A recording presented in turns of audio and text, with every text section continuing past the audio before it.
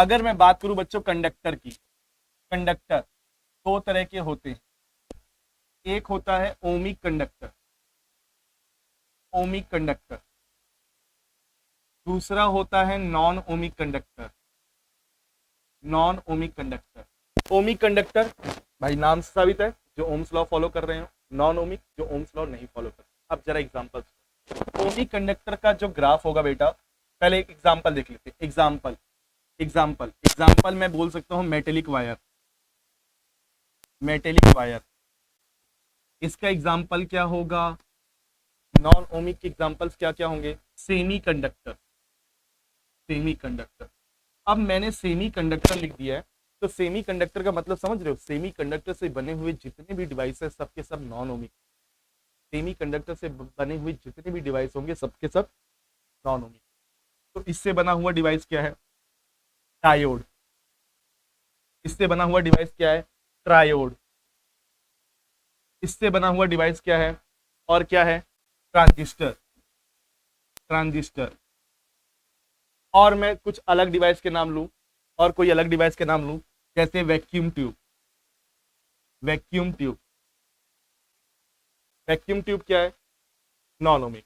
और कुछ एग्जांपल लूं, थर्मिस्टर। ये सब आपको पता होनी चाहिए।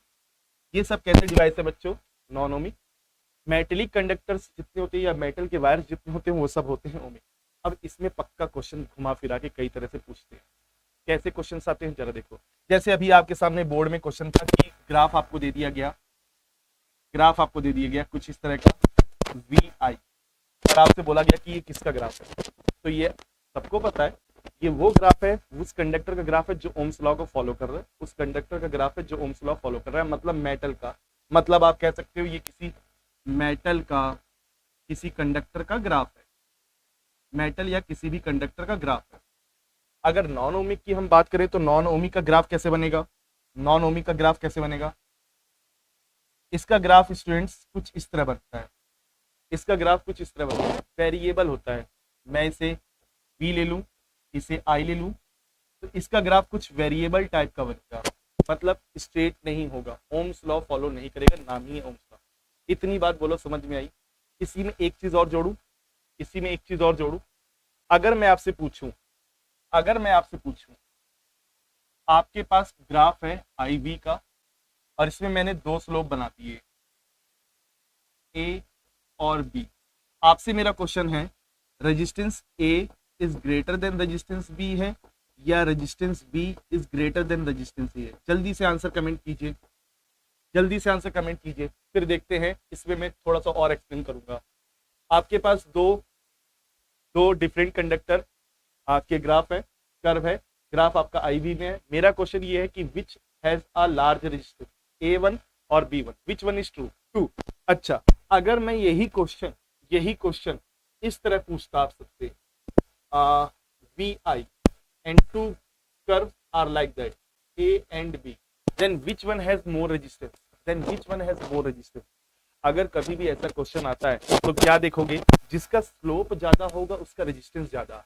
यहाँ पे मैं लिख सकता हूँ कि slope of A is greater than होगा स्लोप ऑफ बी, लिख सकता हूँ स्लोप ऑफ बी, मतलब resistance of A is greater than resistance of B. और मैंने यहाँ पे खुद क्वेश्चन आपको जो पूछा था वो आई वी का ग्राफ पूछा था। अगर इस बच्चों आई वी का ग्राफ अगर आता है, आई वी का ग्राफ आता है, तो आई वी के ग्राफ में ध्यान दीजिएगा, जिसका स्लोप कम होगा रेजिस्टेंस उसका ज्यादा होगा, जिसका स्लोप कम होगा रेजिस्टेंस उसका ज्यादा होगा।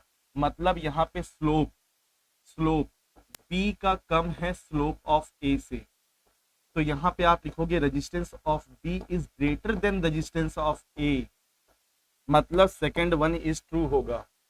बात आ रही सब में? तो एग्जाम में ध्यान दीजिएगा कि ग्राफ आई वी का है या वी आई का है, इस चीज में कंफ्यूजन हो जाती है। आई वी का ग्राफ आता है, हम लोग फटाफट पहला वाला टिक करेंगे, चले आएंगे। घर आके देखा आंसर गलत है क्योंकि ग्राफ आई वी का था। तो आई वी के ग्राफ में स्लोप जिसका कम रेजिस्टेंस उसका ज्यादा, वी आई के ग्राफ में स्लोप जिसका ज्यादा रेजिस्टेंस उसका ज्यादा। देखो बेटा, अगर हम कभी भी दो ऑब्जेक्ट को आपस में रब करेंगे, किसी भी दो ऑब्जेक्ट को आपस में रब करेंगे, जैसे मेरे पास ये पेन है और मेरे पास सपोज ये रिमोट है, मेरे पास ये पेन है, ये रिमोट है, इन दोनों को मैं रब करूं तो हमेशा क्या होगा, एक बॉडी से इलेक्ट्रॉन निकलेगा, दूसरी बॉडी में जाएगा, हमेशा दोनों में से नहीं निकलेगा, एक में से जाएगा दूसरे में। हो सकता है रिमोट में से पेन में चला जाए, हो सकता है पेन से रिमोट में चला जाए, हमें नहीं पता है किस में से जाएगा, पर जाएगा जरूर जब हम दो ऑब्जेक्ट को रब करेंगे। तो यहाँ पे हमने दो ऑब्जेक्ट कंसीडर कर लिए, एक ऑब्जेक्ट ए, एक ऑब्जेक्ट बी, दो ऑब्जेक्ट कंसीडर कर लिए, दोनों को आपस में फ्रिक्शन प्रोड्यूस किया, रब किया, तो क्या होगा, वो हम मान लेते हैं कि ए से चार्ज पार्टिकल इलेक्ट्रॉन निकल के बी में गए, जिसमें से इलेक्ट्रॉन निकल के बी में जाएगा, जिसमें से इलेक्ट्रॉन निकलता है उस पे चार्ज कैसा आ जाता है, उस पे पॉजिटिव चार्ज आ जाते हैं, पॉजिटिव चार्ज, और जिसमें इलेक्ट्रॉन्स जाते हैं उस पे नेगेटिव चार्ज आ जाता है। पहले बोलो, ये बात समझ में आ गई, जिसमें से इलेक्ट्रॉन मूव करेंगे, जिस ऑब्जेक्ट में जाएंगे वो ऑब्जेक्ट नेगेटिव चार्ज, जिसमें से निकलेंगे वो ऑब्जेक्ट पॉजिटिव चार्ज, जिसमें से निकलेंगे पॉजिटिव, जिसमें जाएंगे नेगेटिव। ये बात समझ में आ गई, ये बात समझ में आ गई। अब जरा समझो दूसरा point, proton do not move, proton do not mobilise, इससे अच्छा मैं यहाँ पे मोबिलाइज लिख लूं, मोबिलाइज, प्रोटॉन मोबिलाइज नहीं होते हैं, कभी भी प्लस चार्ज मूव नहीं करता है, सेमीकंडक्टर मत समझना, कभी भी प्लस चार्ज मूव नहीं करता है, सिर्फ कौन मूव करता है, ओनली इलेक्ट्रॉन मोबिलाइज, सिर्फ इलेक्ट्रॉन मूव करते हैं। क्यों ऐसा आप पूछ सकते हो, सर इलेक्ट्रॉन मूव कर रहा है, प्रोटॉन क्यों नहीं मूव कर रहा है, आप पूछ सकते हो। Because proton is 1800 times heavier than किससे, इलेक्ट्रॉन से, because proton is 1800 time heavier than electron. भाई जो भारी होगा वो मूव कैसे करेगा, जिसमें मास ज्यादा होगा वो मूव कैसे करेगा, मूव करेगा तो बहुत धीमे, जिसमें मास बिल्कुल नहीं है, जो बहुत हल्का है, जो हल्का फुल्का है, वो तेजी से मूव करेगा। इसलिए मैंने लिखा कि proton is 1800 times heavier than the electron. इतनी बात समझ में आ गई। इसी में दूसरी चीज समझिए। अब मान लीजिए कोई पर्सन है, कारपेट पे मूव कर रहा है, कारपेट किसी का भी हो सकता है, हम ले लेते हैं वुलन कारपेट है। अब पर्सन मूव कर रहा है कारपेट पे,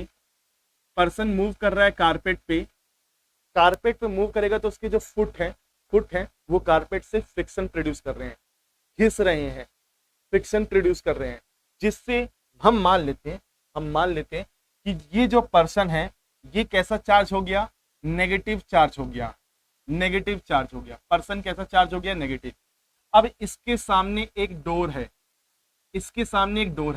इसने डोर का हैंडल पकड़ा, ये हैंडल, डोर का जैसे ही ये हैंडल पकड़ेगा, ये पर्सन यहाँ पे आया, इसने डोर का हैंडल पकड़ा, खुद ये कैसा चार्ज था, नेगेटिव, खुद कैसा चार्ज था, नेगेटिव चार्ज पूरी बॉडी में भर गया था। जैसे ही ये हैंडल को पकड़ेगा, दरवाजे के नॉब को पकड़ेगा, जो न्यूट्रल है, सारे इलेक्ट्रॉन इसकी बॉडी से होके कहाँ चले जाएंगे, नॉब में चले जाएंगे। सारे इलेक्ट्रॉन इसकी बॉडी से होके कहाँ चले जाएंगे, नॉब में। क्यों चले गए, क्योंकि भैया उस आदमी के पास एक्सेस में इलेक्ट्रॉन आ चुके थे, तो सारे इलेक्ट्रॉन मूव करके कहाँ चले जाएंगे, नॉब में चले जाएंगे। When you walk on a woolen carpet and bring your finger near the metallic handle of door, an electric shock produce। अब ये वही बात हो गई, जब आपने नॉब पकड़ा तो आपकी बॉडी से इलेक्ट्रॉन मूव किए। जब बेटा हमारी बॉडी में चार्ज पार्टिकल मूव करेगा तो हमें शॉक महसूस होता है, हमें एक झटका लगता है। तो वो झटका क्यों होता है, due to motion of charge particle, अब इसका उल्टा भी हो सकता था, कैसे उल्टा हो सकता था। मान लीजिए आप वुलन कारपेट में चल रहे हैं, आप हो गए पॉजिटिव चार्ज, जरूरी नहीं है नेगेटिव चार्ज, आप हो गए पॉजिटिव चार्ज। जैसे ही आप डोर का हैंडल पकड़ोगे, आप हो गए पॉजिटिव चार्ज। आपको न्यूट्रल करने के लिए दरवाजे से क्या आएगा, इलेक्ट्रॉन आएंगे, आपकी बॉडी में एंटर करेंगे, आपको न्यूट्रलाइज करेंगे। तो उस केस में इलेक्ट्रॉन दरवाजे से, दरवाजे के नॉब से आपकी बॉडी में आएंगे, दोनों केस में आपको शॉक लगेगा। आगे बात समझ में, क्वेश्चन समझ में आया? तो यहाँ पे क्या होगा, charge is transfer from your body to the handle, correct answer क्या होगा, ऑप्शन नंबर ए।